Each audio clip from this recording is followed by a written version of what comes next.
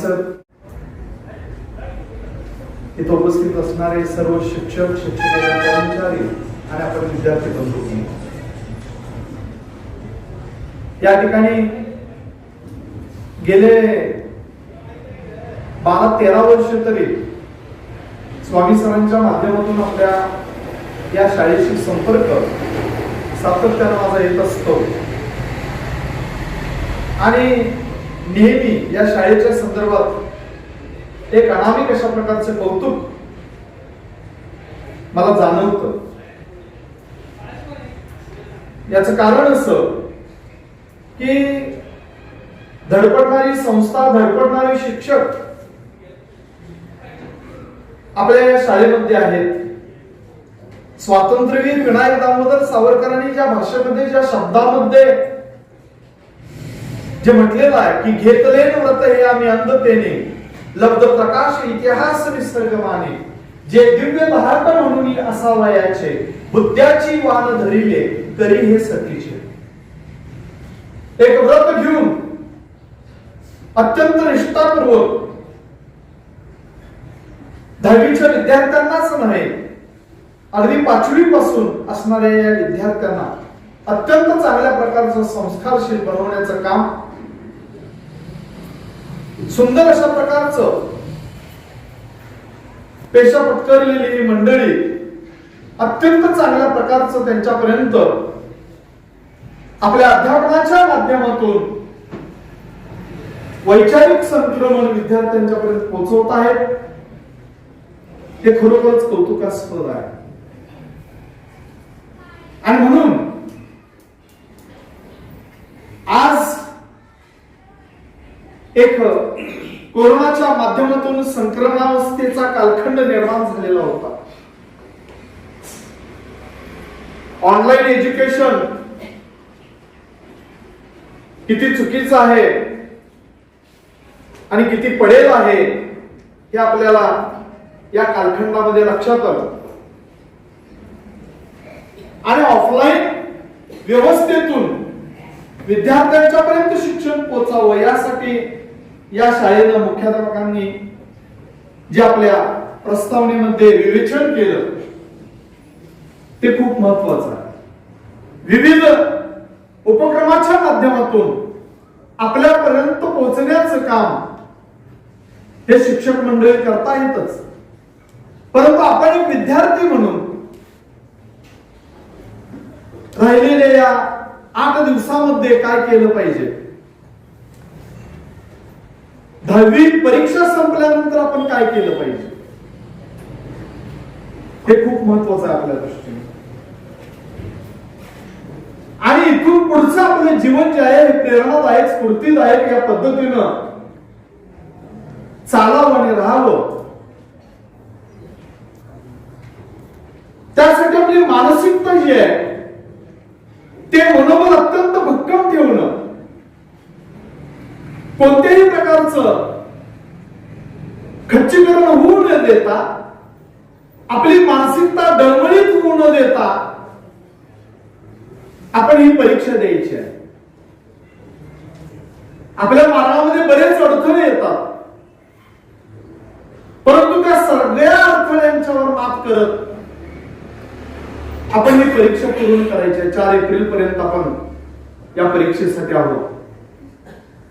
आतापर्यंत सर्व शिक्षकांनी तुम्हाला मार्गदर्शन केलेलं आहे.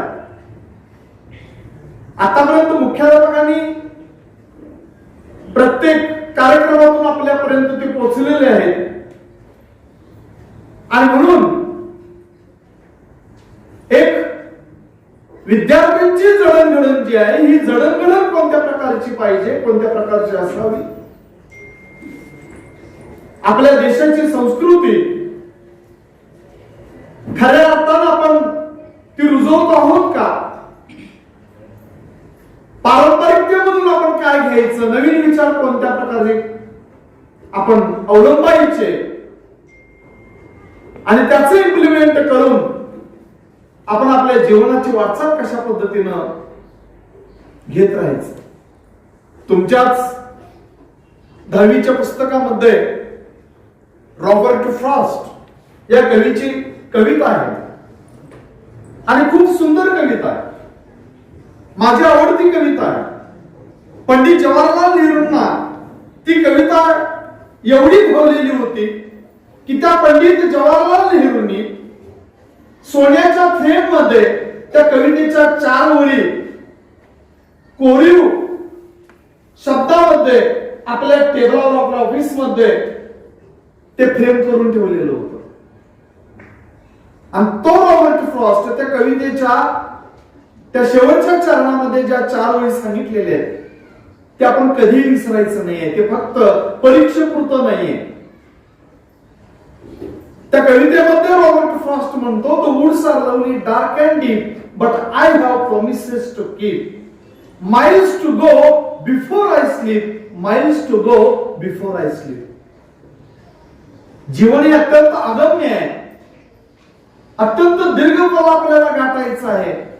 आणि हा दीर्घ पल्ला गाठत असताना जीवनाची व्याप्ती आणि जीवनाची खोली एवढी अनंत आणि अनादी आहे की तिथपर्यंत आपण पोहोचू शकत नाही. परंतु अशा जीवनाची वाटचाल करत असताना आपलं कर्तृत्व आपण सिद्ध करून दाखवायचं आहे. आणि म्हणून कवी म्हणतो की झोपण्यापूर्वी मला कित्येक मैल चालावयाचा आहे, मरण्यापूर्वी मला असं काही माझं जीवन घडवायचं आहे की जेणेकरून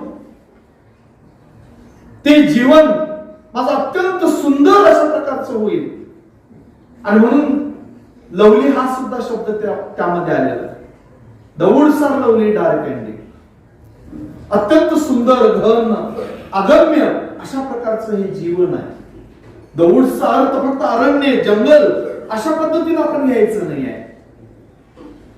आणि हे रॉबर्ट फ्रॉस्टने सांगितलेल्या या कवितेच्या ओळी आपल्या मनामध्ये ठसवा, कारण हे खूप महत्वाचं आहे. कोणत्याही प्रकारचा अहंपणा, कोणत्याही प्रकारचा न्यूनगंड, कोणत्याही प्रकारचा अहंकार आपल्या जीवनाला स्पर्श होऊ तुम्ही देऊ नका. कारण अहंकारच आपल्या जीवनाची माती करतो. अहंकार हे अपयश घडवून आणतो. आणि हे जर आपल्याला करायचं नसेल तर पहिल्यांदा न्यूनगंड, अहंकार आणि अहंपणा जो आहे त्याचा आपण निचरा करणं गरजेचं. एक साधू, भगवी वस्त्र परिधान केलेला हा साधू गावागावामध्ये जायचा आणि गावागावामध्ये जाऊन एक काळेपिटी त्याच्या जवळ असायची. त्या काळेपिटीतला काडी काढून तो ओढायचा, ज्योत प्रज्वलित करायचा आणि त्या गावामध्ये जाऊन येणाऱ्या जाणाऱ्याला, मग ते 7 वर्षाचं मूल असेल नाही तर 70 वर्षाचं म्हातार असेल, त्या प्रत्येकाच्या जवळ जाऊन ती प्रज्वलित झालेली काडी पेटवून तो म्हणायचा की सांगा ही ज्योत कुठून आली.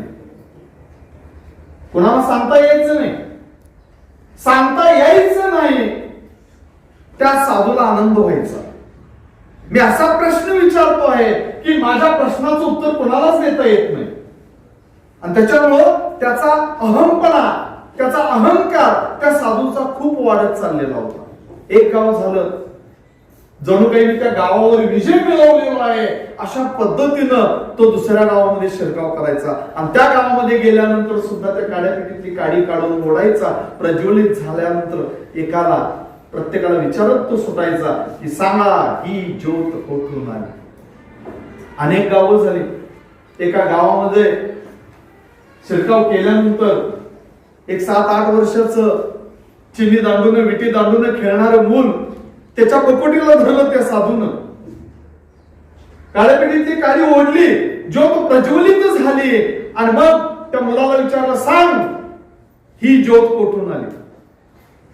ते 7-8 वर्षाचं पोरग त्या साधूच्या नजरेला नजर देते, त्या ज्योतीकडे बघतय, त्या प्रज्वलित झालेल्या ज्योतीकडे बघताय, त्या साधूच्या नजरेला नजर देतय आणि एकदम फुंकर मारतय आणि ते पोरग म्हणतंय जिकडून आली तिकडे गेली.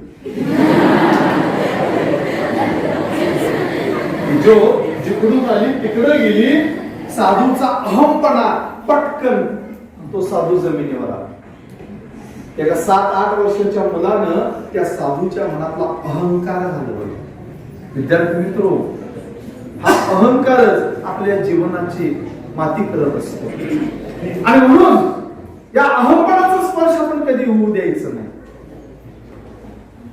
आणि म्हणून आपल्या जीवनाची वाटचाल करत असताना सातत्यानं, मगाशी सरांनी सांगितलं की वाचन हे एक असा प्रवास आहे की मी नाशिकला गेलो सर 3, 4, 5 डिसेंबरला अखिल भारतीय मराठी साहित्य संमेलनला. एवढा आनंद आणि एवढा आनंदाचे क्षण होते माझ्या आयुष्यातले. मी जातो कधी कधी अशा संमेलनात. पुस्तकं घेत असताना आणि पुस्तकं बघत असताना तो जो मिळणारा आनंद आहे ना, अवर्णनीय असतो, सांगता येत नाही. आणि मला आता इथंही तुम्हाला सांगता येत नाही किती पुस्तकं त्या गाडीच्या डिगीत भरली, मला एक कल्पना नव्हती. घरात आल्यावर मग बिल काढल्यावर मग लक्षात आलं, अरे बापरे, एवढे पैसे आपण दिले. सांगायचं तात्पर्य आहे की या पुस्तकातून जो आपल्याला आनंद मिळतो, जो आपल्याला एक सहवास मिळतो, तो आपल्या जीवनाला मार्गदर्शन करणार. तुम्हाला माहिती आहे कणाद ऋषी की ज्याला कणाचा शोध लावला म्हणतो, अल्बर्ट आइन्स्टाईनच्या E=mc², त्या अणूचा शोध लावला म्हणतो, तसं त्या कणादनं प्राचीन कालखंडामध्ये कणाचा शोध लावला असं आपण म्हणतो. त्या कणाद ऋषीला येता जाता पुस्तकं वाचायची सवय. कुठेही जाताना हातामध्ये तो ग्रंथ घ्यायचा आणि चालायला लागायचा. एक दिवस खड्ड्यात पडला, चालता चालता खड्ड्यात पडला आणि खड्ड्यात पडल्यानंतर सरस्वती देवी प्रसन्न झाली. माता सरस्वती प्रसन्न झाली आणि विचारले, तुझ्यावर मी प्रसन्न आहे. अरे तू येता जाता खड्डाही बघत नाहीस, तुझे डोळे त्या पुस्तकामध्ये एवढे घुसलेले असतात, एवढं वाचन तुला आवडतं, एवढं ज्ञान घ्यावंसं वाटतं, एवढं विद्या आत्मसात करावंसं वाटतं. मला खूप मी आनंदी झाले म्हणून मी तुला प्रसन्न झाले. तुला काय वर मागायचंय ते माग. आपल्याला किती आनंद झाला असता सरस्वती देवीनं असा प्रश्न विचारला असता. निश्चित आपण काहीतरी वेगळं मागितलं असतं, निश्चित. परंतु त्या कणादनं त्या सरस्वती मातेला, माते, हे माझे जे डोळे हे पुस्तकात मग्न असतात, त्यावेळी मला रस्ता दिसत नाही, कृपया माझ्या गुडघ्याला 2 डोळे दे. ते दिले की नाही मला माहित नाही. सांगायचं तात्पर्य हे आहे की पुस्तकातून आपल्याला जीवनाचा आनंद मिळतो. एवढं आपण त्यात निमग्न झालं पाहिजे. आणि म्हणून तुम्ही सुद्धा या येणाऱ्या 8 दिवसांमध्ये अगदी काही बघू नका. आईनं आतमध्ये त्या तव्यामध्ये काय तडतडा लागलंय, आलं का लक्षात? पातेल्यामध्ये काय शिजायला लागलंय, काही बघू नका. फक्त अभ्यासामध्ये एवढं निमग्न व्हा. न्यायमूर्ती रानडे एवढे ग्रंथामध्ये निमग्न व्हायचे, त्या ग्रंथामध्ये त्याला आनंद खूप मिळायचा. एक दिवस असंच ग्रंथ वाचत बसलेले होते आणि ग्रंथ वाचत बसलेले असताना त्यांची पत्नी त्यांच्यासाठी खास रत्नागिरीहून हापूस आंबे मागवलेले होते. लक्ष देऊन ऐका, हे मी जो मुद्दा सांगतोय, उदाहरण सांगतोय, त्यांच्यासाठी खास रत्नागिरीचे हापूस आंबे मागवलेले होते. आणि मग त्यातले काही निवडक आंबे पिकलेले शोधून त्याचे काप तयार केले तिनं आणि एका प्लेट मध्ये ते आंब्याचे काप घेऊन ती त्यांच्या खोलीमध्ये गेली. त्यावेळी न्यायमूर्ती रानडे हे ग्रंथ वाचनामध्ये निमग्न होते. प्लेट ठेवली, आंबे तुमच्यासाठी आणले होते, खाऊन घ्या. गेली ती बिचारी, ती गेली. रानडे बघितले फक्त आणि वाचनामध्ये एवढे मग्न झाले की आपल्या टेबलावर आपल्या पत्नीनं आंब्याची प्लेट आणून ठेवलेली आहे हे सुद्धा विसरले. अर्ध्या तासानं प्लेट नेण्यासाठी म्हणून ती आली, बघते तोपर्यंत प्लेट मधल्या फोडी जशाच्या तशा आहे. मग मात्र ती पत्नी म्हणाली, अहो तुमच्यासाठी हापूस आंबे रत्नागिरीहून मागवून घेतलेत, खाऊन घ्या. असं म्हटल्यानंतर आता पत्नी एवढं म्हणते तर त्यांनी त्या प्लेट मधली एक फोड उचलली आता फोड उचलली म्हटल्यानंतर पत्नीला आनंद झाला, ती गेली आनंदाने बाहेर. अर्ध्या तासानं आणि परत प्लेट नेण्यासाठी आली, बघते तोपर्यंत जी फोड उचललेली होती तेवढंच त्यांनी चोकून खाऊन तसंच प्लेट मध्ये ठेवलेलं होतं आणि पुस्तकात मग. आता या माणसाला काय म्हणणार? बायको आतमध्ये येऊन म्हणते, अहो तुमच्यासाठी रत्नागिरीहून हापूस आंबे आणले आणि तुम्ही एकच फोड उचलली, चोकून पाहिली आणि खाल्ली, बाकीच्या पुढे जशाच्या तशा आहे. त्यावेळी न्यायमूर्ती रानडेंनी जे उत्तर दिलेलं आहे ना, ते सर्व विद्यार्थ्यांच्यासाठी मंथनीय आणि चिंतनीय आहे. काय उत्तर दिलं न्यायमूर्ती रानडेंनी? न्यायमूर्ती रानडे आपल्या पत्नीला उद्देशून म्हणतात, अगं मी एक फोड खाऊन बघितली, चोकून पाहिली, माझ्या लक्षात आलं बाकीच्या फोडी तशाच असणार, परंतु मी जो ग्रंथ वाचतो त्या ग्रंथातले प्रत्येक अक्षराची चव वेगळी आहे, प्रत्येक पानाची चव वेगळी आहे. विचारायचं काम नाही.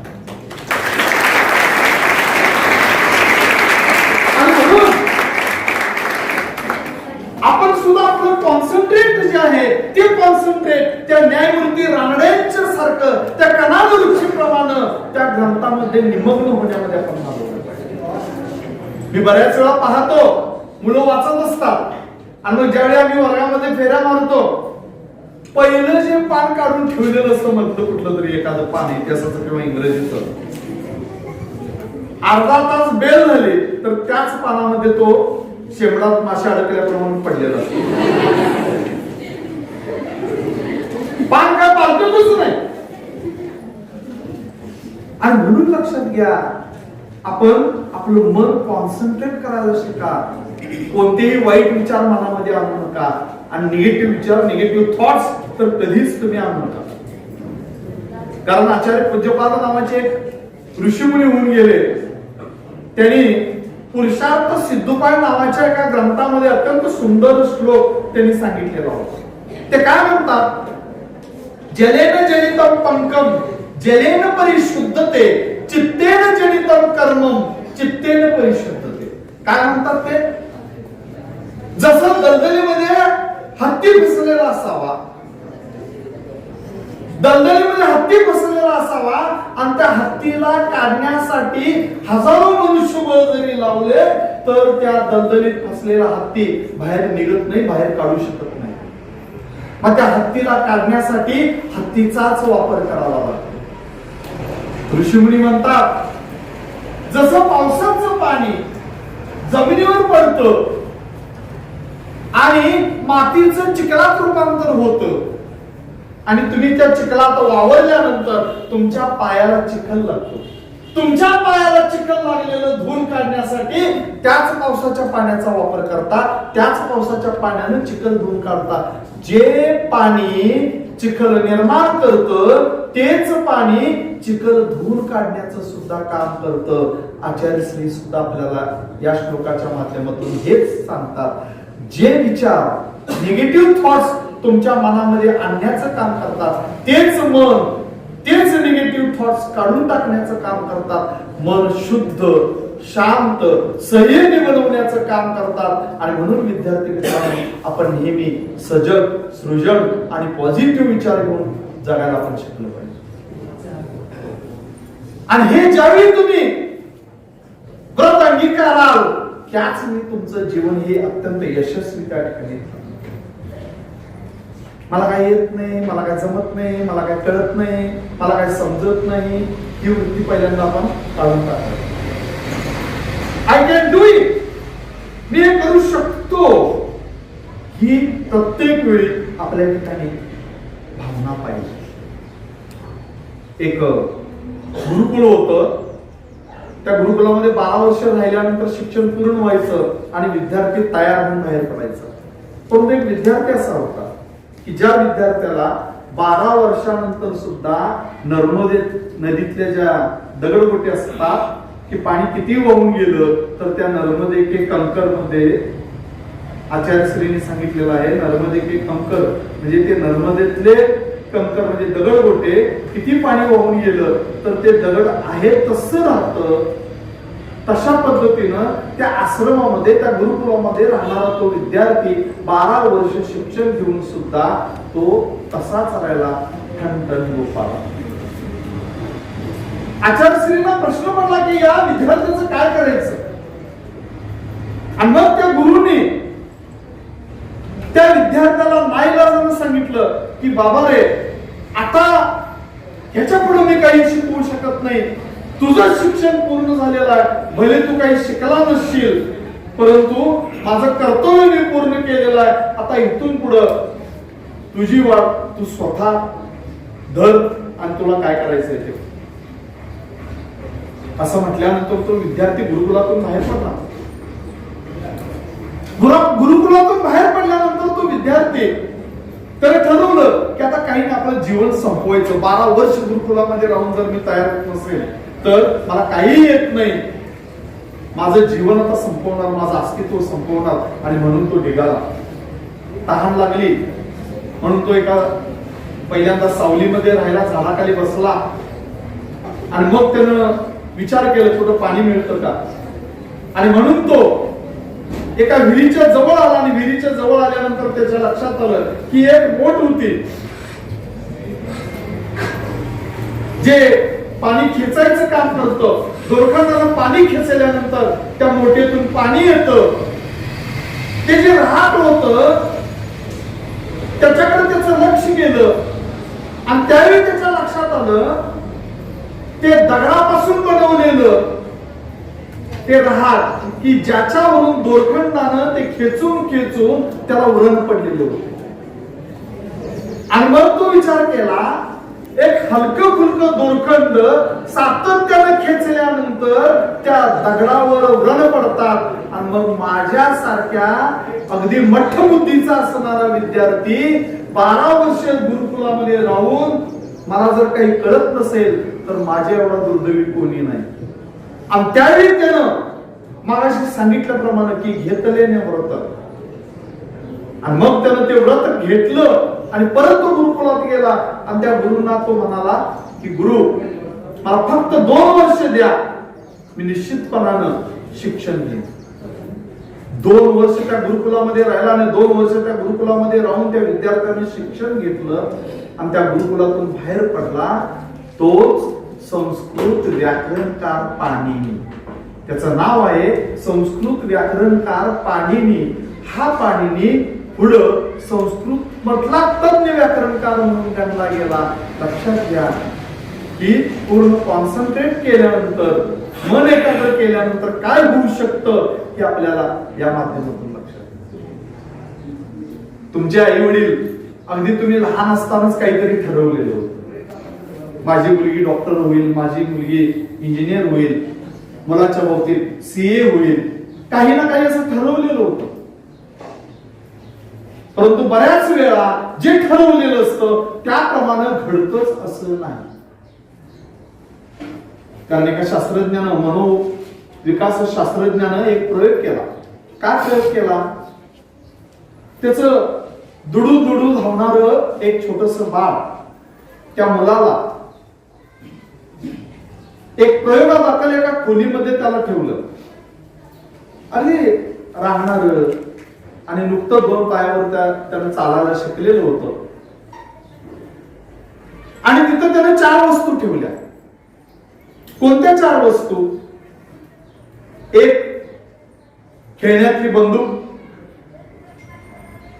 ती एका ठिकाणी ठेवली. पुढं एक खायचं केळ ठेवलं. त्यानंतर एक टोपी ठेवली. आणि 4थी वस्तू ठेवली एक पुस्तक. आणि मग त्याने ठरवलं की बाबा त्याने जर बंदूक घेतली तर 2च तो होऊ शकतो, एक दरोडेखोर नाहीतर एक IPS अधिकारी. त्यानं जर खायचं केळ घेतलं तर तो खादाड होईल, वाणी होईल, व्यापारी होईल, असं काहीतरी तो बनेल. त्यानं जर डोक्यावरची टोपी घेतली तर तो राजकारणी बनेल किंवा समाजसेवक बनेल. आणि त्यानं जर ग्रंथ घेतलं तर तो तत्वज्ञानी फिलॉसॉफर बनेल, वाचक बनेल किंवा एखादा विचारवंत बनेल. 4 वस्तू ठेवली, त्या दुळदुळ धावणाऱ्या मुलाला त्यानं त्या खोलीमध्ये सोडलं आणि खिडकीतून तो बघायला लागला की ते मूल काय करत. त्या मुलानं काय केलं, बंदुकीकडे बघितलं, त्या खेळण्यातल्या पिस्तुलाकडं त्यानं ते घेतलं, खांद्याला अडकवलं, टोपी डोक्यावर चढवली, पुस्तक काकेत मारलं, केळ खात बाहेर आला.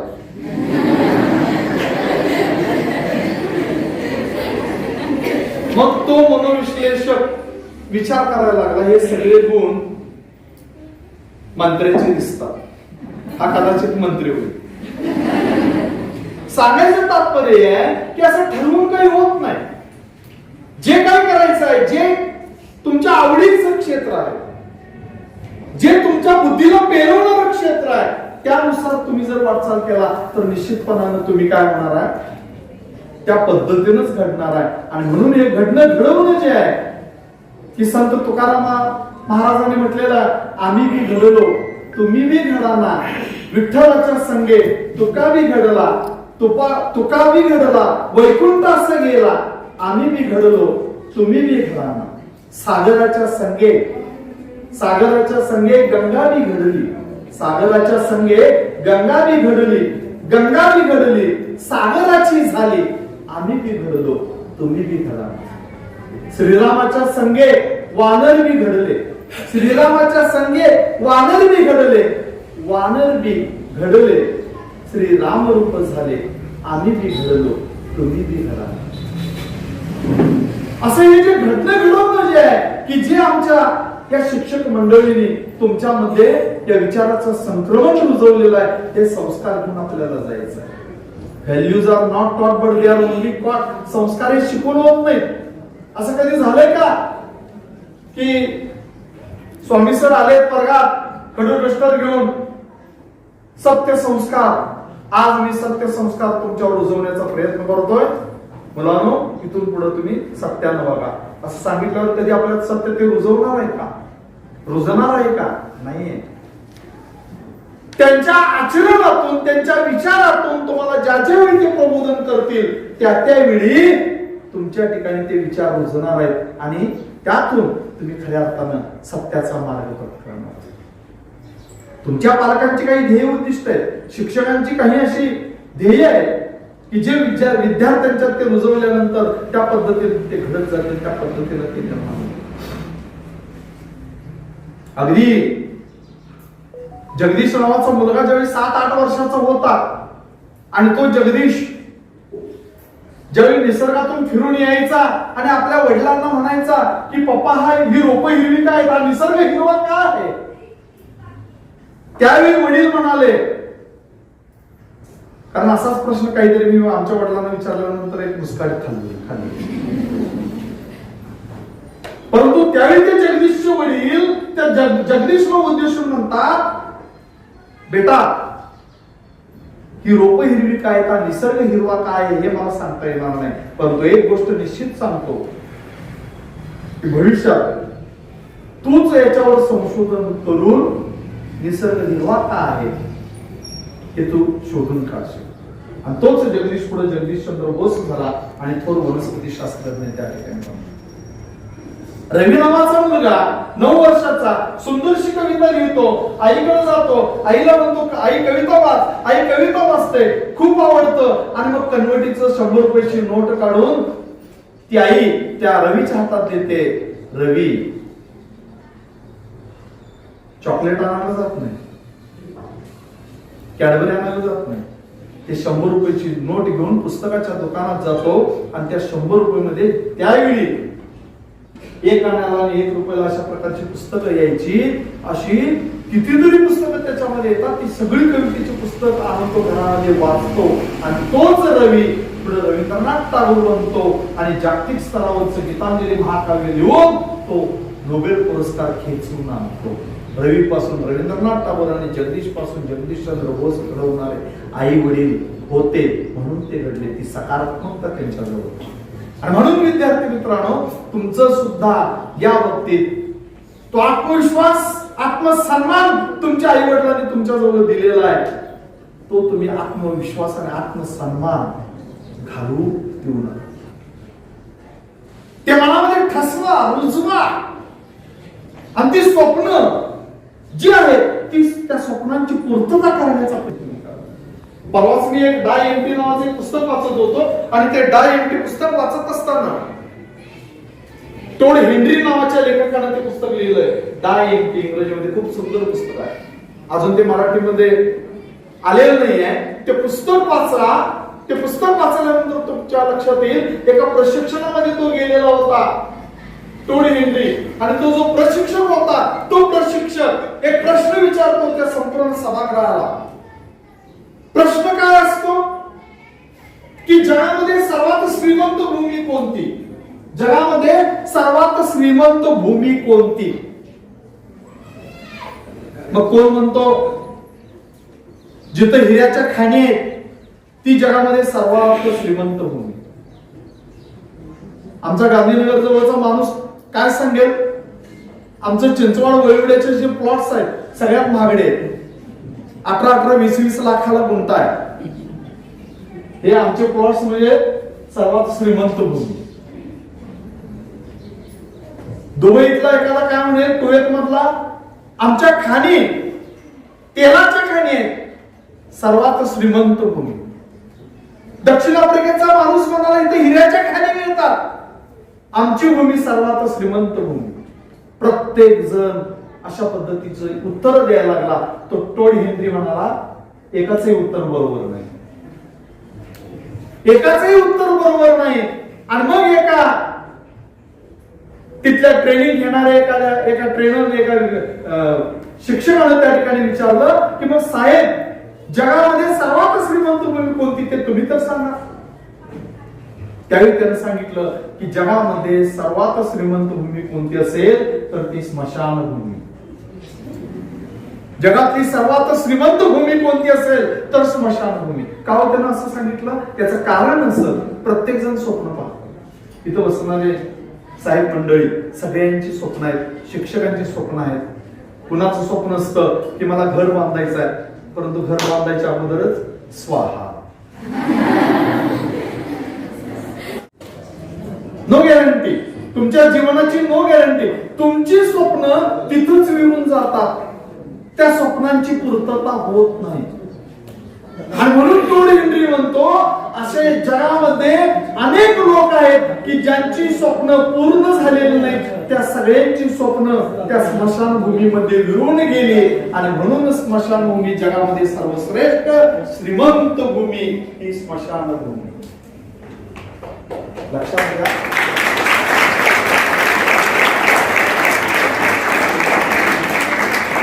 भविष्यात तुम्ही खूपसं इंग्रजी शिकल्यानंतर डायएनटी नावाचं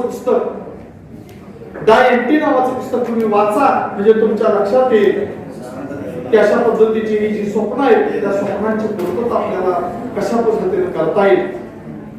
बरोबरच आज मला या ठिकाणी निमंत्रित करण्यात आलं. विद्यार्थी मित्रो, ज्ञान घेऊन तुम्ही ज्ञानवंत व्हा, विद्या घेऊन तुम्ही विद्यावंत व्हा आणि एक सुजग नागरिक तुम्ही त्या ठिकाणी बना की जग तुमच्याकडे पाहत राहील. असं काहीतरी तुम्ही बना. सर्व शिक्षक पाहत राहतील की हा विद्यार्थी आमच्या शाळेचा आहे, एवढा अभिमान त्या शाळेबद्दल बाळगा, स्वतःबद्दल बाळगा आणि तो आत्मविश्वास आणि आत्मसन्मान टिकून ठेवण्याचा प्रयत्न करा. एवढेच विचार मी या ठिकाणी सांगतो आणि मी या ठिकाणी थांबतो. जय हिंद, जय हिंद.